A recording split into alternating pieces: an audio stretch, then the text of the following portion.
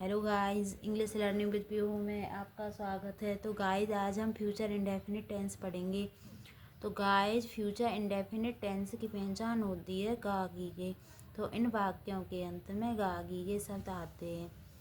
तो affirmative sentence पढ़ेंगे, सकारात्मक वाक्य। तो गाइस, आई और बी के साथ सेल का प्रयोग करते हैं और सभी सब्जेक्ट के साथ विल का प्रयोग करते हैं। और आई बी के छोड़कर सभी सब्जेक्ट के साथ विल का। वह कल स्कूल जाएगा तो ही, यहाँ पर स्कूल जाएगा लड़के की बात हो रही है तो ही, लड़की की बात होती है तो सी, वह की ही। और सभी सब्जेक्ट के साथ विल का प्रयोग करते हैं तो ही के साथ विल लगाएंगे, ही विल। उसके बाद वर्ब की फर्स्ट फॉर्म। तो फ्यूचर इंडेफिनिट में वर्ब की फर्स्ट फॉर्म का प्रयोग होता है। He will go to school tomorrow, तुम वहाँ कल जाओगे। तो you will go there tomorrow, यहाँ पर कल आने वाले कल की बात हो रही है तो टुमारो।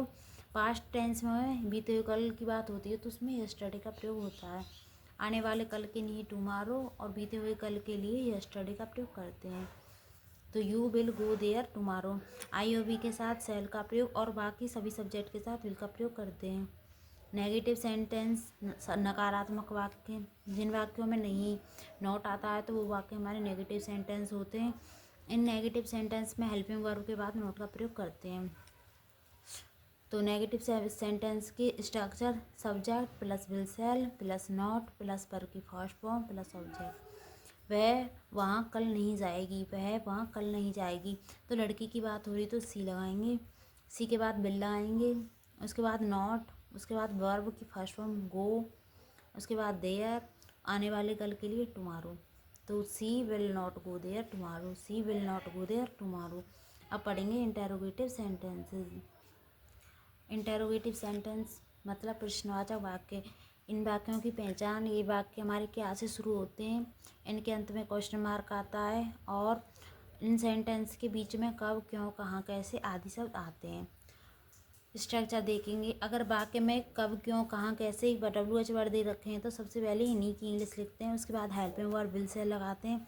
उसके बाद सब्जेक्ट लिखते हैं। अगर नोट है तो सब्जेक्ट के बाद ही नोट लगाते हैं। उसके बाद वर्ब की फर्स्ट फॉर्म, उसके बाद ऑब्जेक्ट, फिर क्वेश्चन मार्क। अगर वाक्य हमारा क्या से शुरू हो रहा है तो सबसे पहले विल से हमारी हेल्पिंग वर्ब का प्रयोग करेंगे। उसके बाद सब्जेक्ट, अगर नोट भी दे रखा है तो नोट लगाएंगे, फिर वर्ब की फर्स्ट फॉर्म, फिर ऑब्जेक्ट, फिर क्वेश्चन मार्क।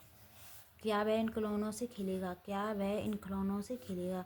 तो हमारा वाक्य क्या से शुरू हुआ है तो सबसे पहले विल से आएगा, तो ही के साथ विल आएगा, विल, उसके बाद सब्जेक्ट ही, उसके बाद वर्ब क्या है, खेलना, play with these toys, with these toys, will he play with these toys, he will he play with these toys, question mark. वे रात में कहाँ ठहरेंगे, वे रात में कहाँ ठहरेंगे।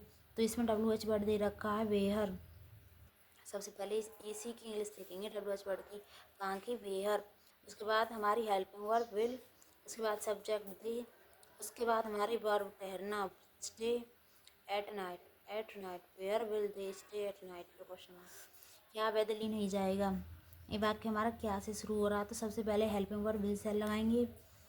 तो सब्जेक्ट हमारा वह ही है तो उसके बाद इसके लिए विल ही नॉट, यहाँ पर नॉट आया है तो सब्जेक्ट के बाद नॉट, ही के बाद नॉट लगाएंगे। Will he not go to Delhi, will he not go to Delhi, फिर क्वेश्चन मार्क। तुम वाराणसी से कब वापस जाओगे, तो वाराणसी से कब वापस जाओगे। तो सबसे पहले कब की वह, उसके बाद विल, उसके बाद subject you, come back from Varanasi, come back from Varanasi.